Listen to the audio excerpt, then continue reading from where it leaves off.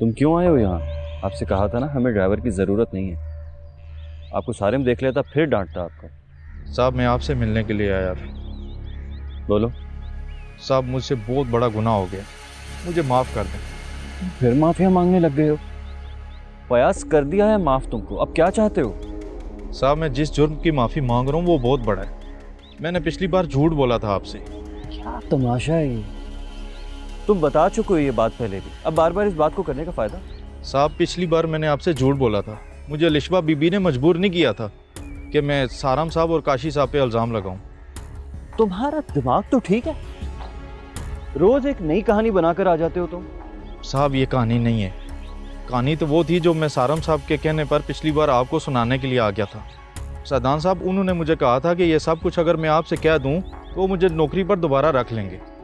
अच्छा, तो उसने तुम्हें नौकरी पर नहीं रखा तो तुम दोबारा तोहमत लगाने आ गए हो उसको, दोबारा ब्लैकमेल कर रहे हो उसे। आप मेरी बात का यकीन करें सदान साहब, मैं कुरान पाक पे हाथ रख के कह सकता हूँ कि अलिशबा बीबी का कोई कसूर नहीं है। मेरी बात कान खोलकर सुन लो, यहाँ से चुपचाप चले जाओ वरना मैं बहुत बुरी तरह पेश आऊंगा। सदान साहब आप मेरी बात का मैंने कहा ना, आइंदा यहाँ मत आना। सदान साहब मेरा यकीन करें सदान साहब, वरना आप बहुत पछताएंगे सर। सदान साहब